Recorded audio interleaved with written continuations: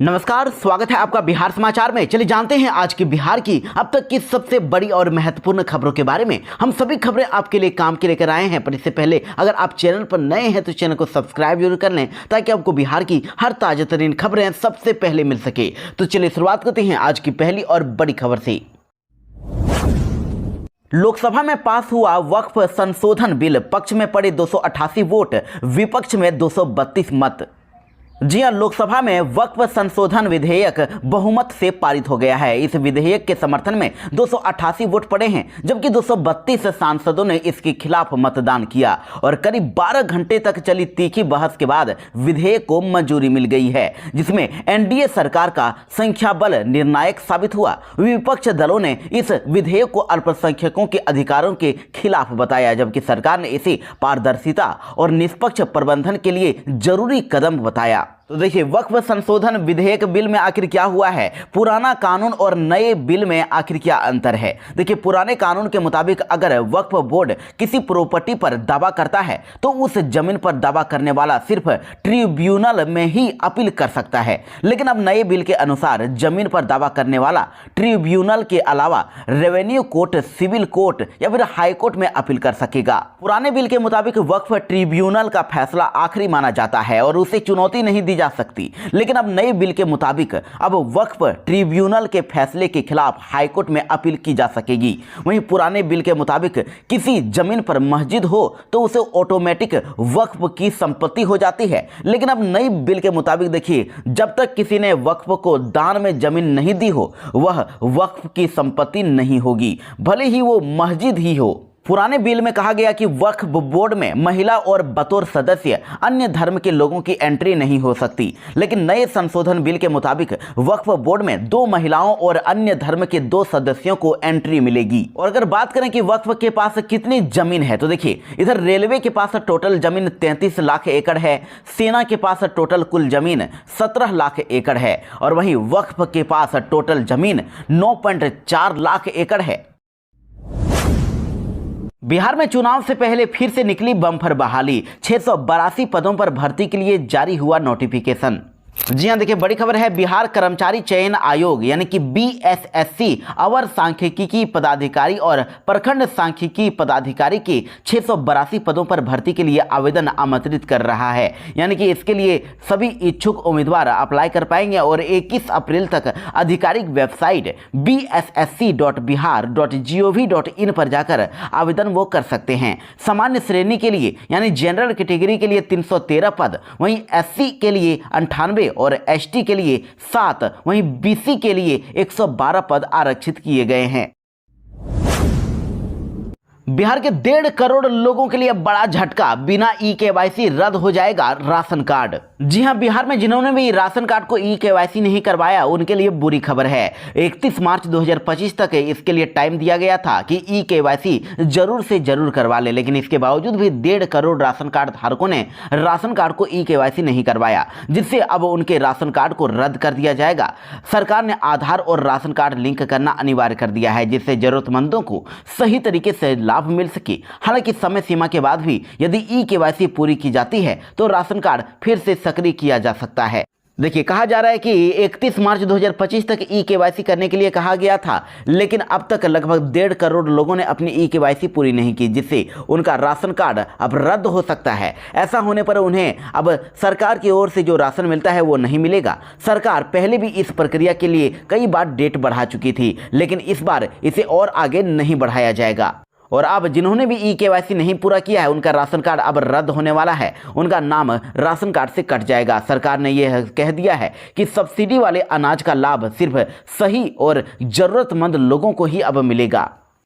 लेकिन अभी भी आपके पास कुछ टाइम बचा हुआ है, आपका राशन कार्ड अभी भी वैध है। आपने ई-केवाईसी नहीं कराया तो जल्द से जल्द पूरा कर लें और इसके बाद आपको नज़दीकी पीडीएस केंद्र पर जाना होगा, आधार कार्ड और राशन कार्ड की कॉपी जमा करना होगा और पीओएस मशीन या फिर फेशियल ई-केवाईसी के माध्यम से आप बायोमेट्रिक वेरिफिकेशन कर सकते हैं। इसके बाद ये प्रक्रिया पूरी हो जाने के बाद आपका राशन कार्ड फिर से शुरू हो जाएगा, फिर से काम करने लगेगा। बिहार में ऑटो और ई रिक्शा ड्राइवरों को मिली राहत, शर्त के साथ 1 हफ्ते बच्चों को ले जा सकेंगे स्कूल।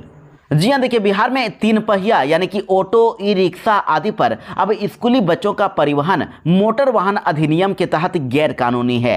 हालांकि अभिभावक अपने बच्चों को साथ लेकर ऑटो से स्कूल जा सकते हैं। बैठने की क्षमता से अधिक सवारी ढोने के कारण बिहार में लगातार 3 साल में 3 बड़े हादसों में 7 स्कूली बच्चों की मौत और आधा दर्जन से अधिक के गंभीर होने से जख्मी होने के बाद इस कानून को प्रभावी बनाने का निर्णय लिया गया है और जिसे 1 अप्रैल से ही लागू होने वाला था। लेकिन देखिए अभी भी अभिभावक और 3 पहिया गाड़ी वाले ड्राइवर इस नियम के प्रति जागरूक नहीं हैं। जागरूकता में कमी के कारण कार्रवाई करने से पहले यातायात पुलिस अधीक्षक अपराजित लोहान ने अब ऑटो और ई रिक्शा के विभिन्न संगठनों के प्रतिनिधियों के साथ बैठक की और इस दौरान उन्होंने ड्राइवरों और गाड़ी मालिकों को 1 हफ्ते के भीतर सभी स्कूली बच्चों को लाने और ले जाने पर पूरी तरह से पाबंदी लगाने की चेतावनी दे दी है और 1 हफ्ते के बाद फिर MVI एक्ट के तहत कार्रवाई की जाएगी। जुर्माना वसूलने के साथ ही गाड़ी भी जब्त किया जा सकता है। यानी कि ऑटो और ई रिक्शा के पास मात्र 1 सप्ताह का ही टाइम बचा हुआ है, तब तक वो स्कूल में बच्चे ले जा सकते हैं।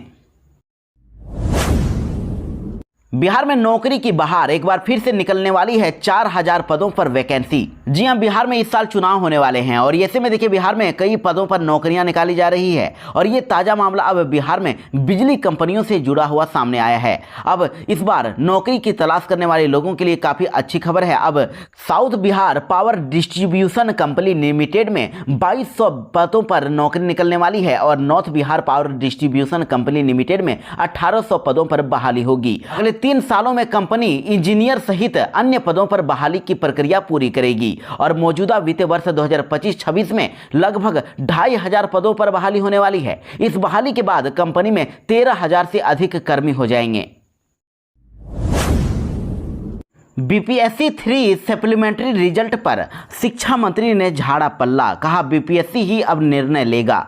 जी हां, बीपीएससी के जरिए शिक्षक भर्ती टीआरई 3 के सप्लीमेंट्री रिजल्ट जारी करने के मामले पर शिक्षा मंत्री सुनील कुमार ने एक बार फिर से पल्ला झाड़ लिया है। जब पत्रकारों ने उनसे सप्लीमेंट्री एग्जाम रिजल्ट जारी करने के बारे में पूछा तो उन्होंने कहा कि इसके लिए हमारे विभाग ने बीपीएससी को रेफर कर दिया है और अब बिहार लोक सेवा आयोग ही तय करेगा कि इन लोगों का रिजल्ट जारी होगा या नहीं होगा। वैसे आपको बता दें कि शिक्षा मंत्री ने कहा है कि बिहार में मैट्रिक और इंटरमीडिएट का रिजल्ट सबसे पहले निकला।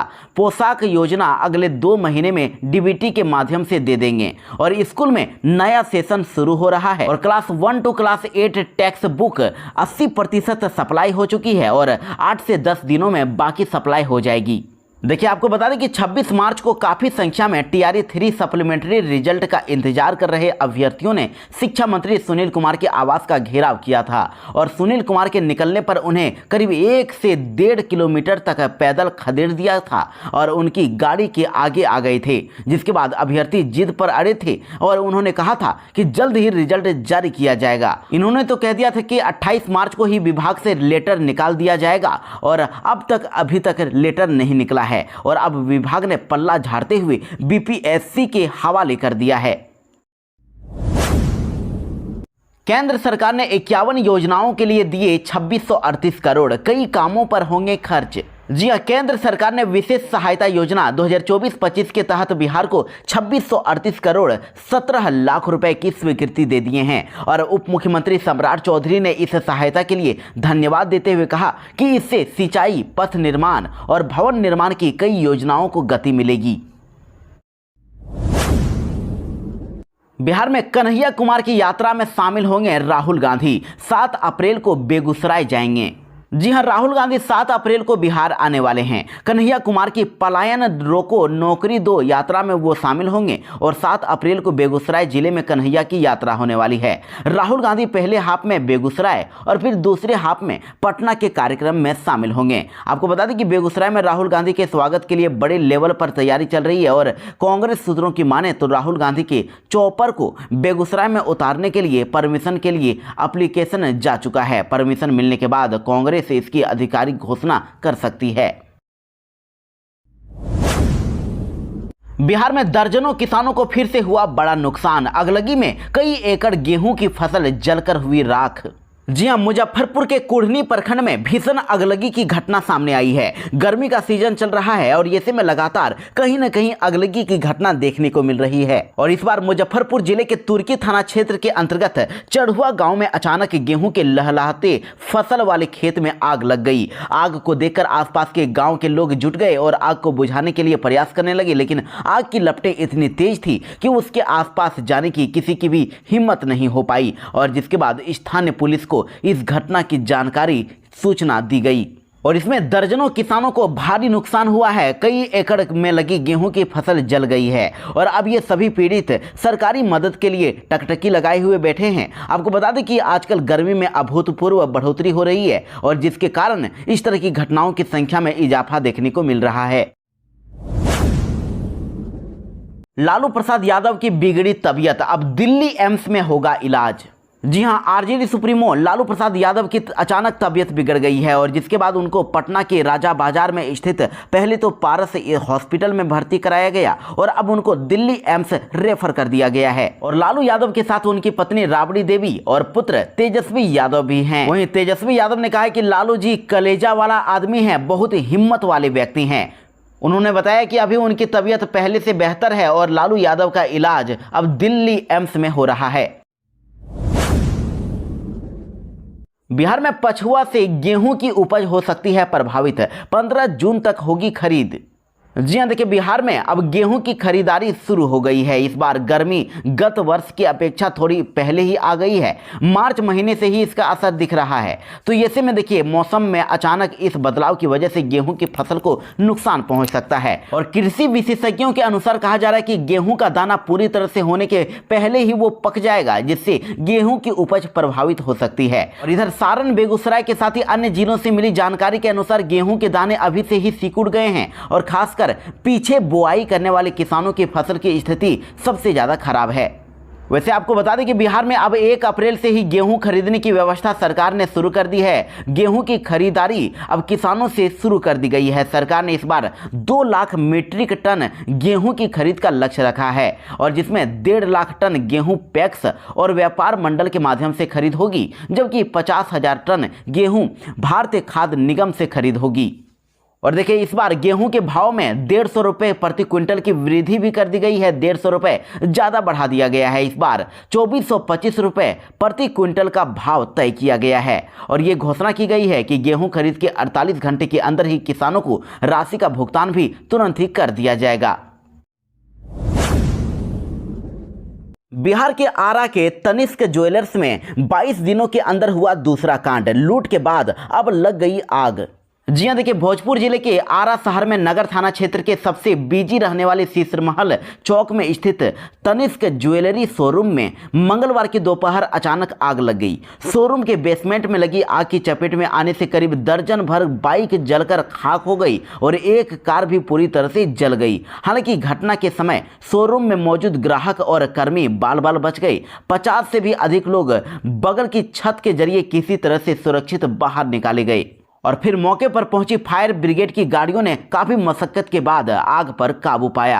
आपको बता दें कि इस कारण आग शोरूम के ऊपरी तलों तक नहीं पहुंच सकी और बड़ा हादसा टल गया। वैसे कहा जा रहा है कि बेसमेंट में वेल्डिंग का काम के कारण उसकी उठी चिंगारी से आग लगी है और सिर्फ 22 दिनों के अंदर इस शोरूम में दूसरा बड़ा कांड हो गया है। शोरूम में दूसरी बड़ी घटना से तरह तरह की चर्चा होने लगी है। आपको बता दें कि 10 मार्च को इसी शोरूम से 10 करोड़ से अधिक रुपए मूल्य की ज्वेलरी की लूट की घटना हुई थी। लुटेरों ने 10 करोड़ से ज्यादा के गहने लूट लिए थे और अगलगी की इस घटना में अब लाखों का नुकसान होने की भी बात कही जा रही है। बिहार में फर्जी क्लिनिकों पर स्वास्थ्य विभाग ने की कार्रवाई। छापेमारी के बाद झोला छाप डॉक्टरों में मचा हड़कंप। जी हां, देखिए बड़ी खबर बेगूसराय के बखरी से आ रही है, जहां स्वास्थ्य विभाग तथा पदाधिकारियों की टीम के द्वारा बखरी में फर्जी तरीके से संचालित चल रहे विभिन्न क्लिनिकों और अल्ट्रासाउंड सेंटरों पर छापेमारी की गई। इसमें फर्जीवाड़ा करके गरीब मरीजों को लूटने वाले इस तरह के संस्थान के संचालकों में हड़कंप देखा जा रहा है।